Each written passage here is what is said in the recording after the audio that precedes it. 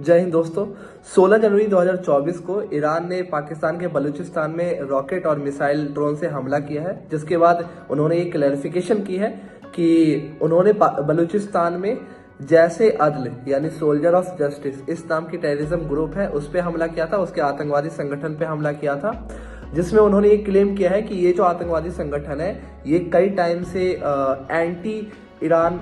जो एक्टिविटीज़ हैं वो करते आ रहे थे, जिसमें उन्होंने ईरान के रास्क शहर में पुलिस स्टेशन में हमला भी किया था। उसकी कहते क्लेम जो ली गई थी वो इन्हीं के द्वारा ली गई थी, जैसे अदल के द्वारा ली गई थी। इन्होंने कहा था कि हमने उस पर हमला किया है, जिसमें लगभग 11 सोल्जर्स मारे गए थे इसमें।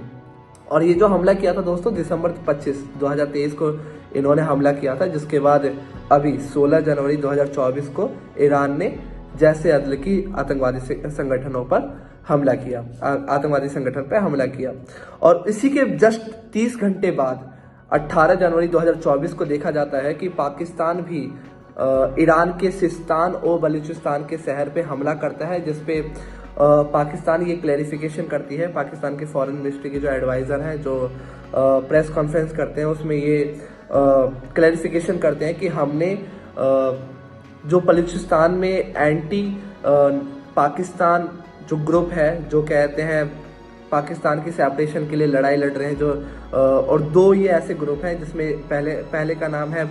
बलूच लिबरेशन फ्रंट और दूसरे का नाम है बलूच लिबरेशन आर्मी, यानी ये BLF और BLA, ये दो ऐसी संगठन है जो पाकिस्तान को सेपरेट करने के लिए लड़ाई लड़ रही है वहाँ पे, और उनके आतंकवादी ठिकानों पे इन्होंने संगठन किया है।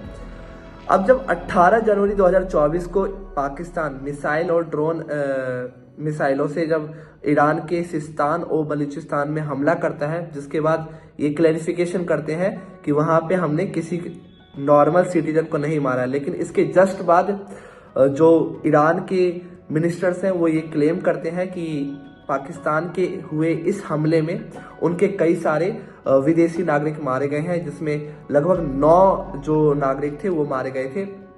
जिसमें लगभग कहा जाता है कि 4 बच्चे, 3 महिलाएं और 2 पुरुष भी शामिल थे। खैर, ये जो इनका जो आपसी मामला है ये ईरान ने सिर्फ पाकिस्तान पे नहीं, इससे पहले सीरिया और इराक पे भी हमला करा था, और कहा जाता था कि इन 2 देशों में इंक्लूडेड, अब नाउ पाकिस्तान भी इंक्लूड हो गया इसमें, इन 3 देशों में कई सारे एंटी ईरान टेररिज्म जो ग्रुप है वो काफ़ी ज़्यादा एक्टिव है, जिसके कारण वो इन पे अटैक कर रहे हैं, ईरान का ऐसा कहना है। खैर, आपको क्या लगता है दोस्तों कि ये क्यों एक दूसरे पे अटैक कर रहे हैं और आखिरकार इसका क्या अंजाम हो सकता है? इसी के कारण दोस्तों जो अभी हमारी जो निफ्टी 50 या फिर पूरा जो हमारा मार्केट स्टॉक मार्केट नीचे आया था, सबसे बड़ा मेन रीजन इसी का माना जाता था, जिसमें लगभग सेंसेक्स के तो लगभग 2000 के अराउंड पॉइंट्स नीचे गिर गए थे, और लगभग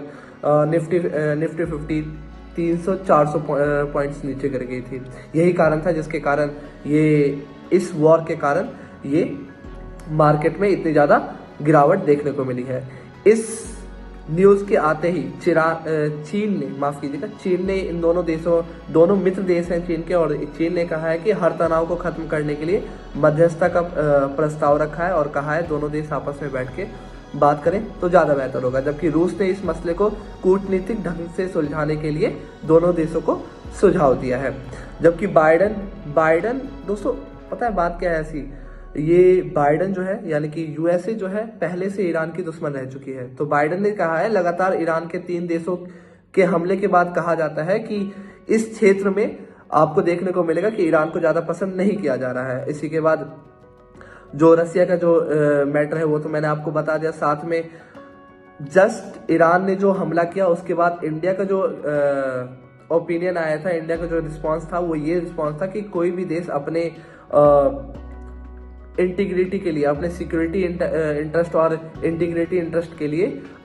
दूसरे पे हमला कर सकता है, वो अपनी बचाव रख सकता है। जिसके बाद इंडिया के फॉरेन मिनिस्ट्री का ये रिस्पॉन्स रहा था, जो मैंने आपको दिखा दिया है।